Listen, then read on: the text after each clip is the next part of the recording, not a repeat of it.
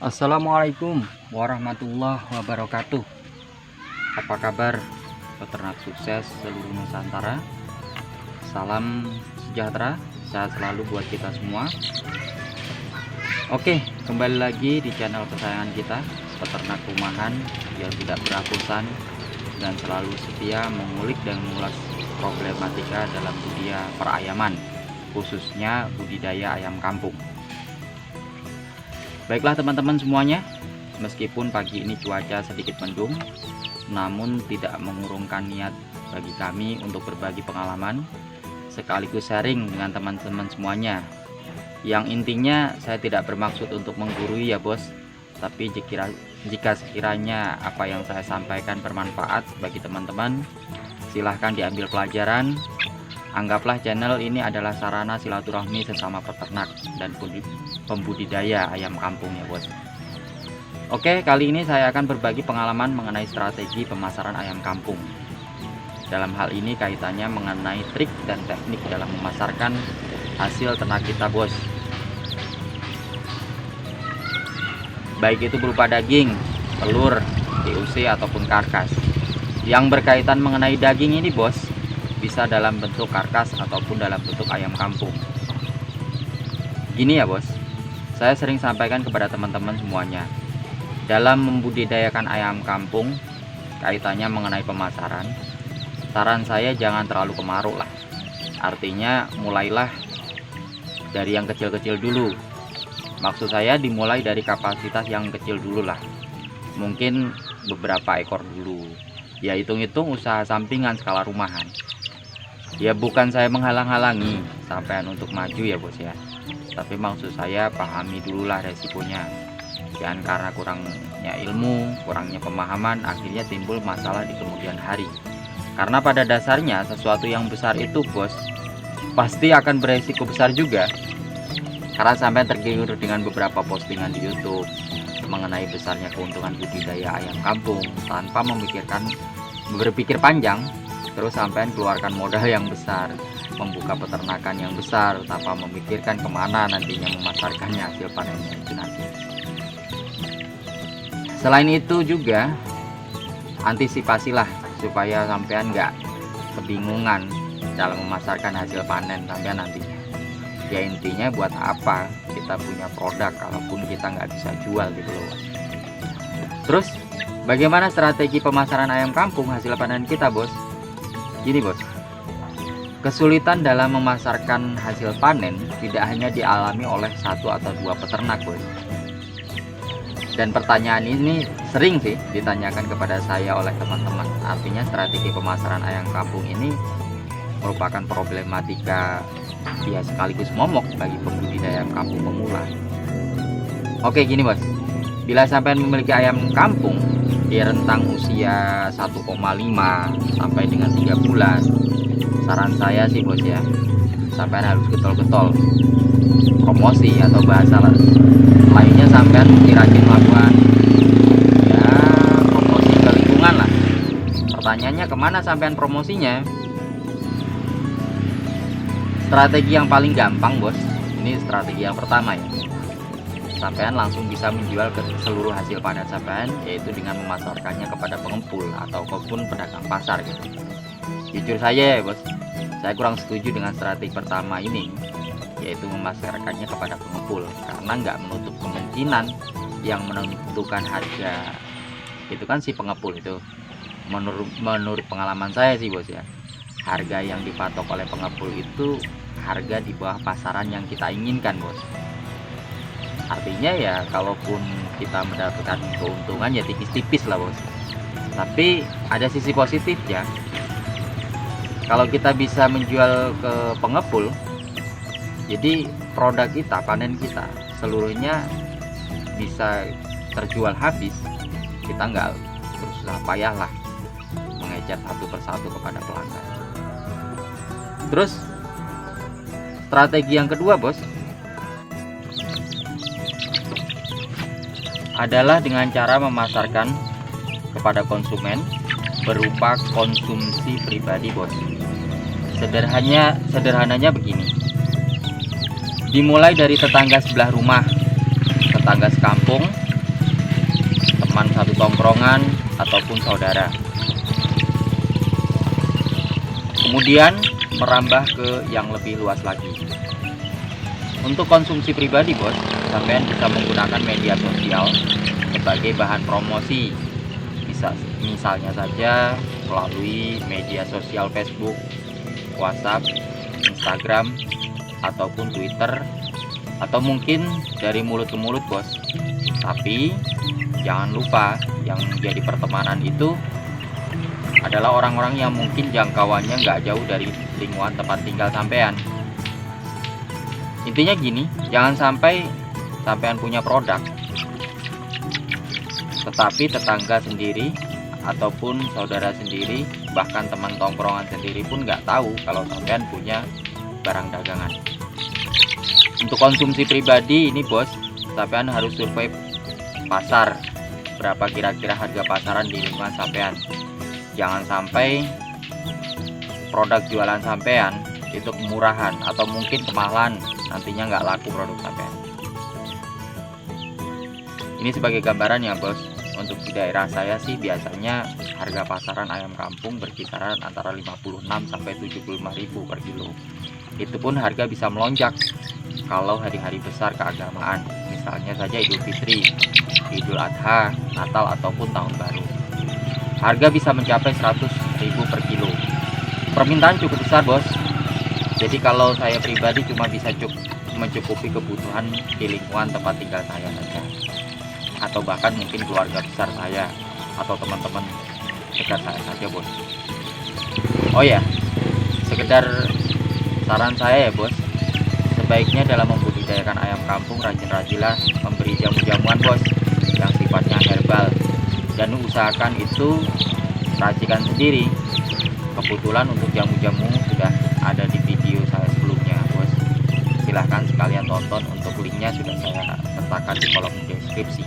Apalagi kayak cuaca gerimis, mendung, hujan seperti hari ini nih bos, banyak sekali bertebaran penyakit. Menurut saya pribadi bos,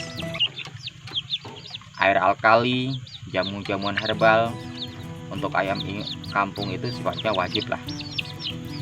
Kalau dari DOC sampean rajin memberikan jamu-jamu itu bos, dagingnya rasanya beda banget bos. Pastinya lebih gurih dan gak alot bos.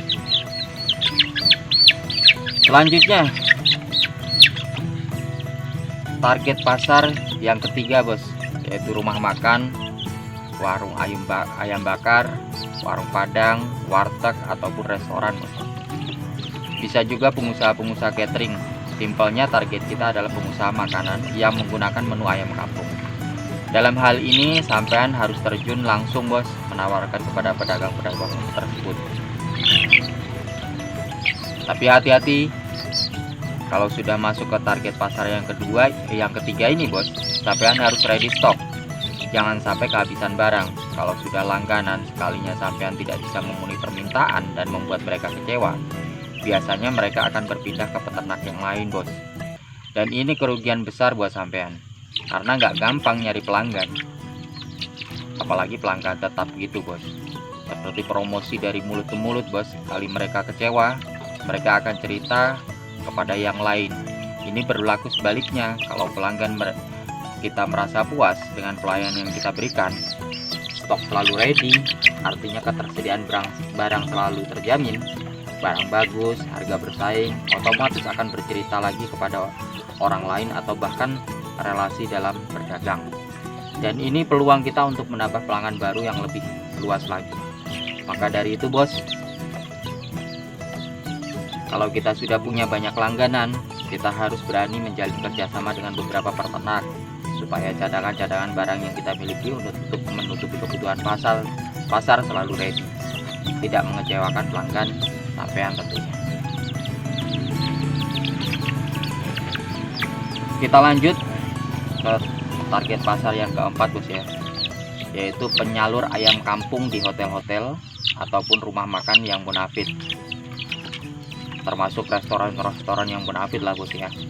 Kalau ini sih bos, targetnya sudah besar, artinya peternakan sampean harus berskala besar karena permintaan barang pasti jumlahnya nggak sedikit bos. Tapi kalau sampean masih kapasitas peternak dalam skala rumahan, artinya masih tahap pemula dan masih perlu cari modal, target pasar yang pertama, kedua ataupun ketiga sudah cukup lah bos. Selamat mencoba ya, dan terus semangat, jangan putus asa. Rezeki akan terus selalu ada kalau kita mau berusaha bos.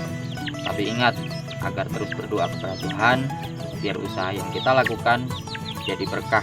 Seberapapun rezeki yang disyukuri, insya Allah enak dimakannya, berkah buat diri kita, berkah juga buat keluarga kita. Jujur saja ya bos ya, untuk saat ini saya pun masih berkecimpung di target pasar nomor 1, 2, atau bahkan yang ketiga. Itu pun masih kewalahan banget saya. Karena itu mencari relasi sesama pembudidaya ayam kampung untuk sama-sama bekerja sama masuk ke target pasar nomor 3 itu nggak gampang bos. Ya tahu sendirilah sampean, berdasarkan pengalaman membudidayakan ayam kampung itu bukan hal yang mudah. Ada banyak problematika yang mesti kita hadapi, kaitannya mengenai cara menekan biaya operasional. Biaya operasional ini ya terkait dengan cara kita menekan biaya pakan, menjaga agar ayam tetap hidup sampai besar, atau mungkin sampai bisa kita jual ke pasaran bos. Itu nggak gampang banget. Oke bos, sahabat peternak rumahan, saya rasa itu saja beberapa trik strategi pemasaran ayam kampung yang pada intinya video ini saya share bertujuan untuk berbagi pengalaman pada sampean semua, supaya sampean dapat harga pasar yang bagus sehingga mendapatkan keuntungan yang lumayan untuk memperkuat modal. Ya, yang targetnya tidak hanya untuk menjual daging saja bos. Bila perlu sampean bisa membangun peternakan yang ideal, ya yang kayak peternak sukses itulah. Seperti halnya peternak yang sudah sukses sampai bisa menyilangkan jenis-jenis ayam yang unggul, tetap bisa mencetak DOC yang bagus. Kalau saran saya sih bos, dari mulai sekarang carilah bibit yang unggul, baik itu daging maupun petelur. Bila perlu, kalau sampean belum bisa menyilangkan bibit-bibit unggul tersebut, cobalah cari DOC dari peternak-peternak yang sudah sukses, yang sudah menyilangkan beberapa bibit ayam kampung unggulan, sehingga tercipta ayam dui fungsi, yaitu ayam pedaging sekaligus juga ayam petelur. Sebut saja ya, contohnya ya, ayam kampung Yudhistira dari Yudhistira Farm, atau mungkin ayam dari produknya Mas Chandra, ayam larmut layer motif itu bagus kok dui fungsi itu. Tapi kalau bicara baik atau buruknya, di sini saya tidak untuk menilai ya bos ya. Saya nggak bisa menilai karena saya nggak promosi. Hanya sekedar memberikan saran buat sampean supaya sampean punya barang yang bagus dengan untung yang memadai. Terserah sampean. Sesuaikan saja dengan kapasitas dan modal peternakan yang sampean punya. Hitung benar bagaimana menekan biaya pakan sekaligus menekan angka kematian. Kalau dua itu sudah sampai kuasai, itu sudah sangat bagus kok bos. Insya Allah kedepannya saya akan berikan hitung-hitungan standar biaya pakan yang harus sampai keluarkan, sehingga ketika sampai membuat pakan alternatif nantinya tidak mengurangi kandungan nutrisi yang dibutuhkan oleh ayam-ayam yang sampai budidayakan. Oh ya, satu lagi bos, bagi teman-teman yang mungkin belum subscribe channel saya peternak rumahan, saran saya untuk segera subscribe supaya nggak ketinggalan video-video yang saya upload. Atau mungkin ada teman-teman pemula yang membutuhkan informasi seputar ayam kampung, bolehlah di share supaya kita bisa berbagi ilmu dan pengalaman sekaligus sebagai wadah silaturahmi sesama budidaya ayam kampung. Kalaupun mungkin ada yang ditanyakan, silahkan sampaikan di kolom komentar. Kritik dan saran sangat saya butuhkan. Yang intinya harapannya bisa membangun channel ini untuk lebih maju lagi. Semoga video ini menginspirasi teman-teman peternak semua, dan sampai jumpa di video-video selanjutnya. Salam sukses buat kita semua. Salam peternak Nusantara. Assalamualaikum warahmatullahi wabarakatuh.